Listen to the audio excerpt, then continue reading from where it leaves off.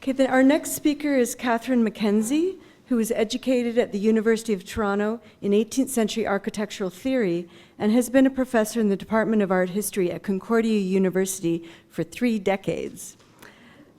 She wrote that to me. Her research has followed 2 distinct trajectories in recent years. The 2006 Octian 392, Reclaiming the Gallery Stern in Dusseldorf, an exhibition which has since traveled to 9 locations over 3 continents and launched her research and teaching on Nazi art looting and and issues around that. Stutter. However, of longer duration has been her research on English-speaking women who lived in China prior to 1941, making work there and creating infrastructures for the exhibiting of international art in such cities as Shanghai, Tianjin, and Beijing. Some of the important functions of these activities have been outlined in her 2013 contribution, Securing Shanghai, British Women Artists and Their City, to travelers and tourists, interdisciplinary and transnational perspectives on the history of the British abroad. So I'd like to welcome Catherine.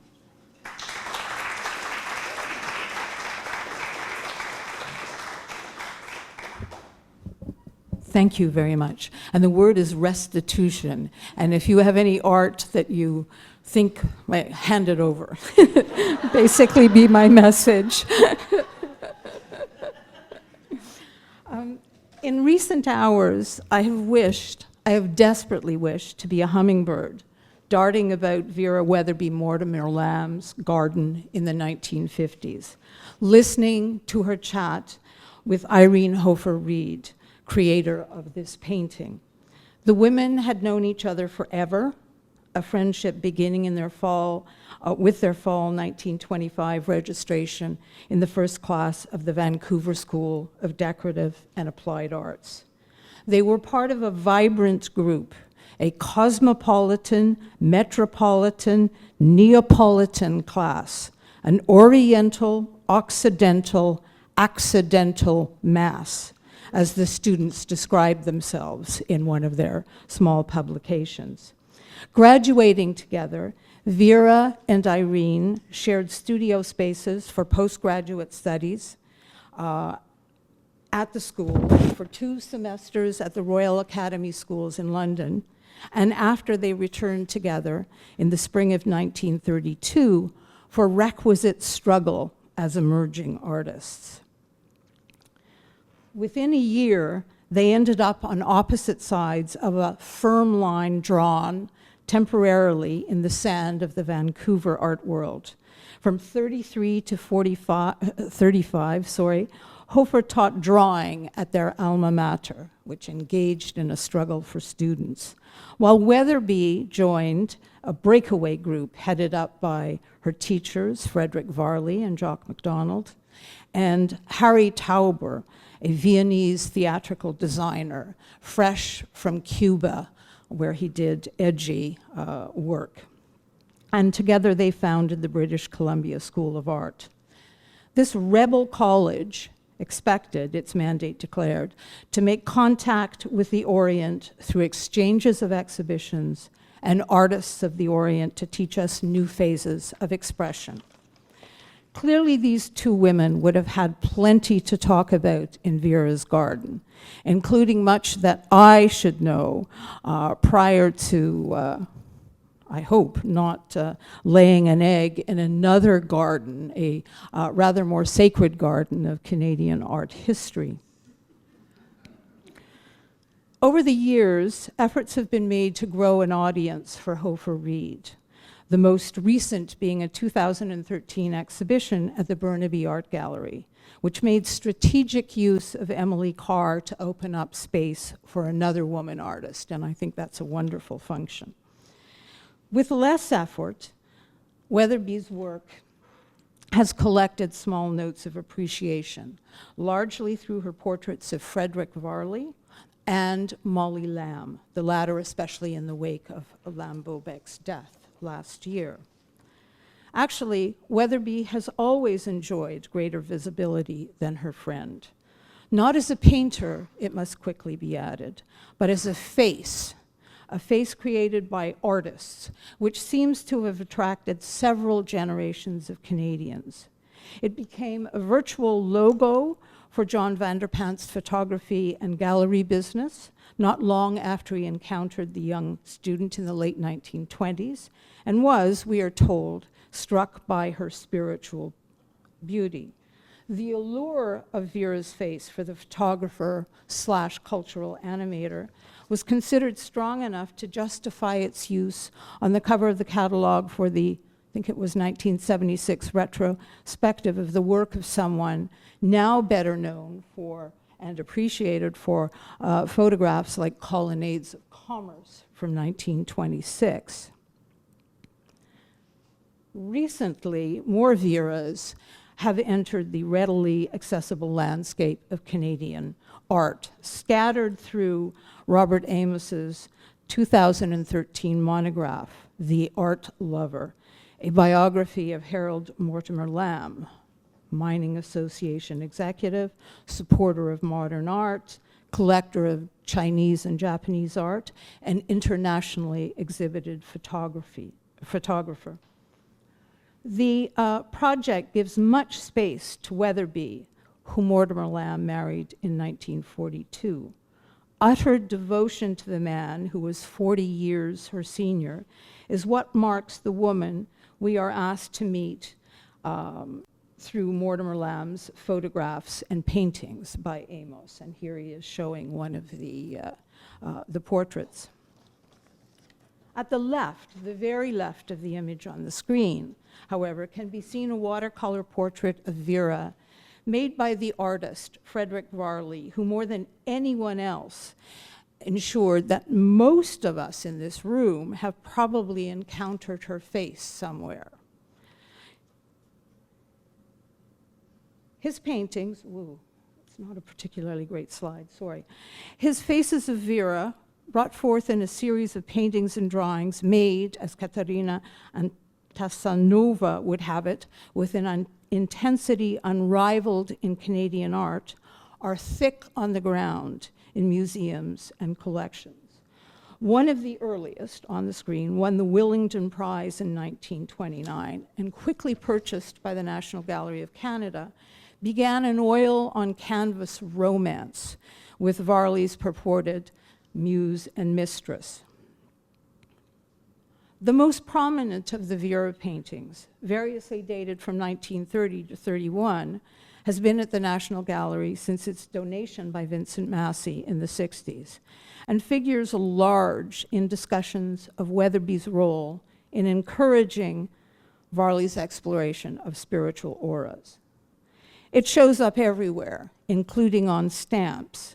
And my belief, and I think it's shared, again, I'll mention Anne Whitelaw, by Anne, is that this portrait has functioned to give the group of seven a kind of spiritualized sexuality or sexualized spirituality that it might not otherwise have.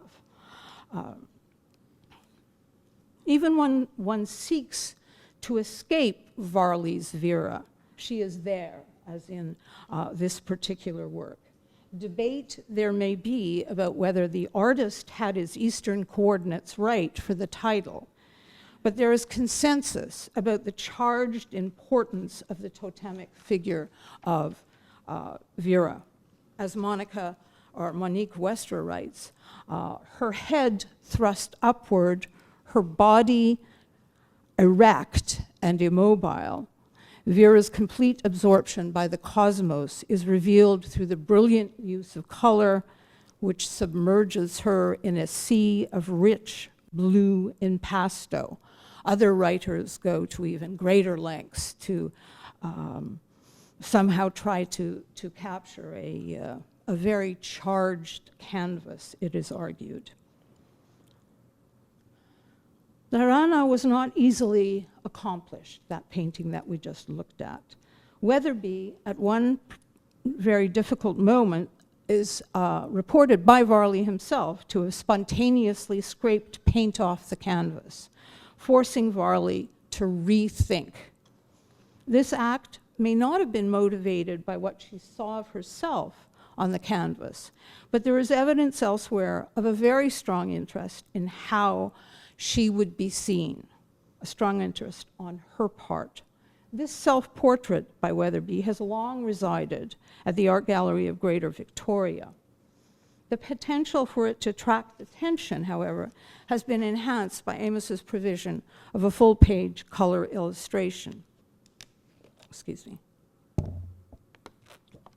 She exhibited the painting in the inaugural exhibition of the Pasovas Club, organized by the pioneer art students of the VSDAA in 1930. As archival research quickly establishes, it was the only self-portrait in that large exhibition. Priced at $175, it was also by far the most expensive easel painting, and I do mean by far. The next most expensive was $65. Clearly this portrait meant something to her. The self-portrait departed sharply from the direct, if cool, frontal presence of Vera in the 1929 Varley portrait, a variance unlikely to have gone unnoticed by the core audience for the exhibition, Varley's ex-students. The slight shifting of the smaller torso diagonally into space, the tilted head, the casting of the eyes downward and inside, the use of blue-green auras, and the controlled hair made for a very different Vera. A secure dating for the more iconic Vera on the right is required before positioning it in specific conversation with the self-portrait. The differences are interesting indeed and hover around far more than the presence or absence of an artist's smock, although that is a considerable concern. How to address this intervention into what was quickly becoming a flood of almost Top Gun representation by the teacher? What had Weatherby hoped for through this capturing very publicly of a Vera by herself? We cannot, of course, ever know. Nevertheless, Vera's self-portrait in dialogue opens up the opportunity to think of any number of things.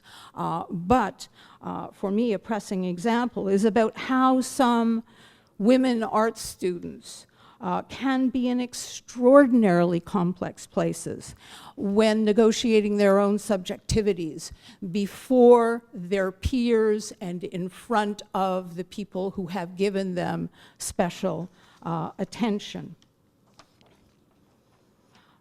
I can safely say, I think, that we're not going to find in, say, probing that particular dimension of the self-portrait in conversation, high drama akin to the Lee Miller Man-Ray dynamic so ably traced by Caitlin Davis in 2006, and which a wonderful article was found for me by Elisa Hauer, who's in the audience.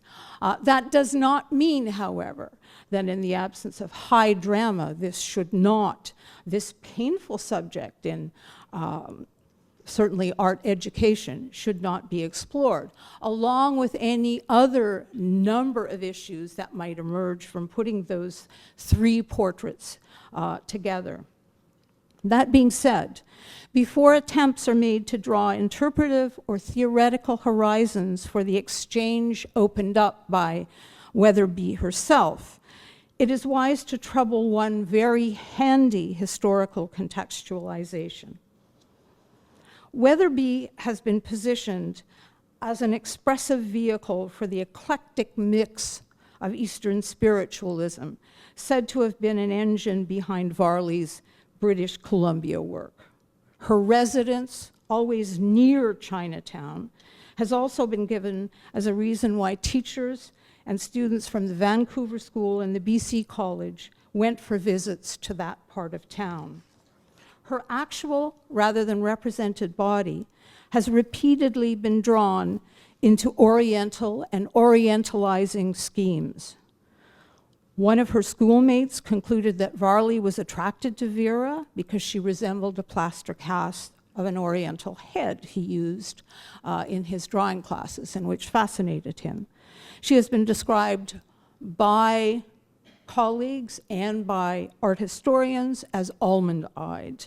And according to her stepdaughter, Molly Lamb-Bobak, was shy and beautiful, moving with a grace that made me think of a Japanese tea ceremony. An assertion reprinted without comment by Amos, as was Lamb-Bobak's affectionate reference to the artist as being akin to a tiny Japanese handmaiden. So Weatherby is painted as a beautiful muse of Oriental aesthetics, who off campus, or canvas, not off, and off campus, prompts visits into Chinatown, a space of related otherness, while her physical being is transformed into a performance of the Far Eastern woman. It is a perilously short voyage to a place where one might start to think of the aggressively priced but very contained self-portrait as a voluntary Pacific crossing of the self, a public pronouncement of Eastern quietude that would have suited her position, really, with her teachers. The ground has been tilled for such a reading. One contemporary has, in fact, provided a fairly crude prompting that might cause one to go further.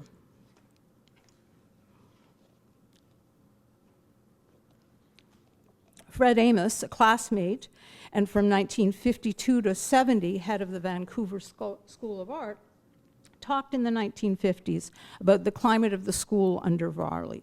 For a while, we were Oriental, running the gamut from Japanese woodcuts to Hindu mysticism, accompanied by a delicious Russian priest who got the giggle during his poses. We were deluged by prints, trips to Chinatown, and fortunately, through a Chinese boy, Yit Kon Ho, Chinese food. The girls in the class adopted a slightly squint-eyed aspect and became inscrutable. This description, reminiscent, among other things, of the gendered nature of 18th century critiques of le goût chinoise, is not hidden away in an archive.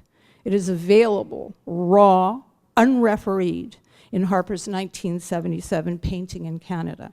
And readers are directed to it in Tippett's 1998 Stormy Weather, F.H. Varley, a biography. Should we hastily assume Weatherby's movement of her painted self into a realm of the less readable to be an active solicitation of the Oriental reveries she was already inspiring in others as a very young woman? And to go further, should we ask, just how likely is she to have been an excited mimic of the other, if indeed such creatures stalked the corridors of the school, as Amos would have it? Amos, I mean, A-M-E-S-S.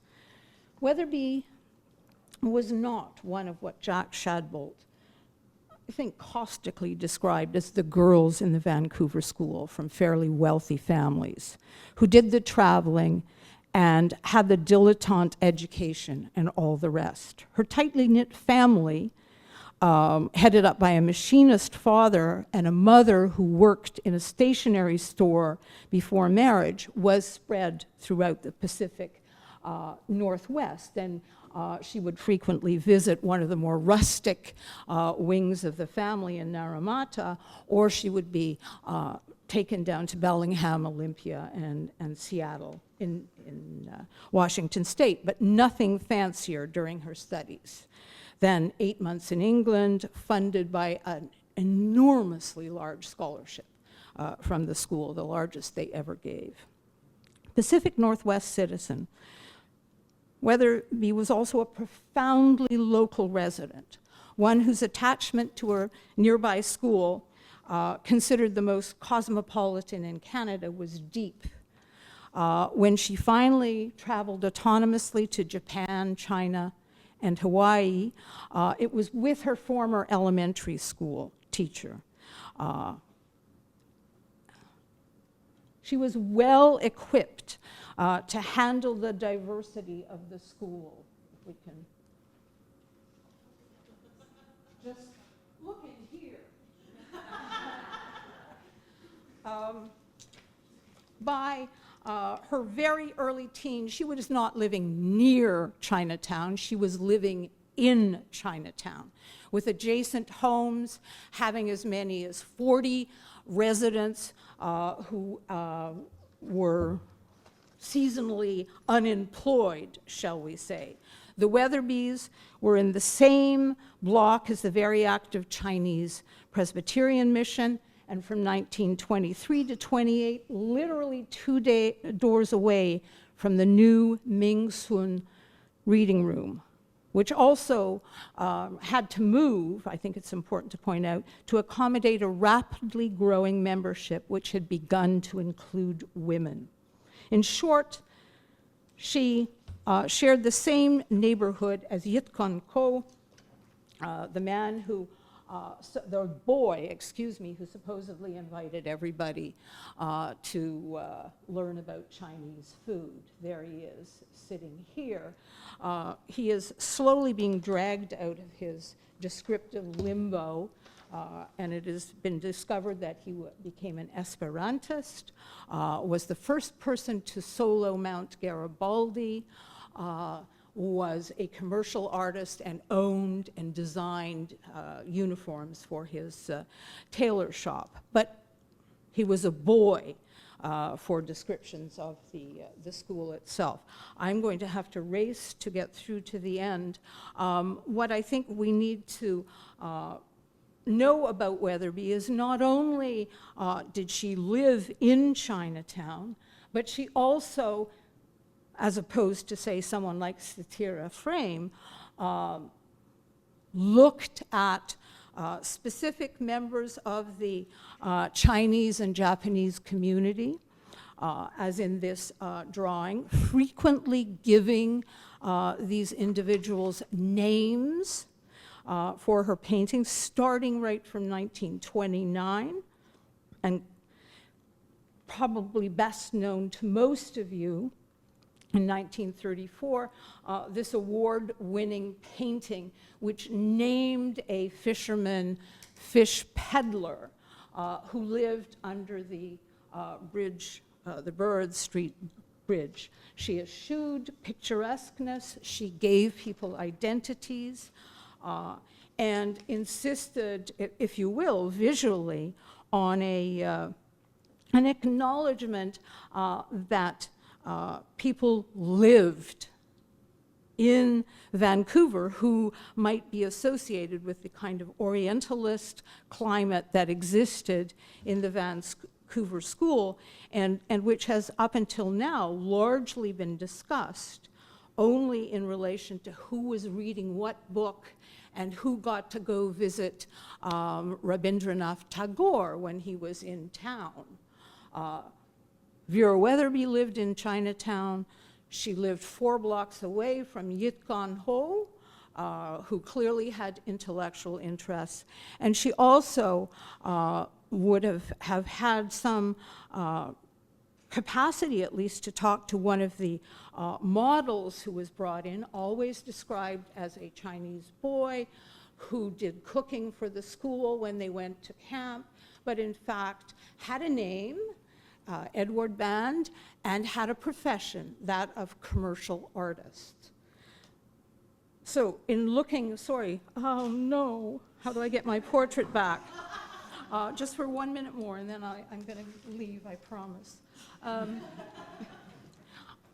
Oh no, now I get another 20 minutes. It's possible that this portrait, made by a very young woman in a very charged position within the school, may have been an intentional embracing of a kind of iconic status she was already gaining. On the other hand, I'm not prepared to say that about her. I want to delay any kind of placement of this portrait because it introduces us to what feminism so often introduces us to. Thinking about her, we meet realities, realness, that gets pulled into what up until now has been a kind of intellectual discussion of spirituality in this zone. There were real residents of Chinatown in it. What, if anything, they had to do with a discussion of Tagore, of all of the other foundational texts remains to be explored, but it needs to be explored. And feminism, I think, is a way to get in there and do it, and usually does it best, actually. Okay, thank you. Sorry.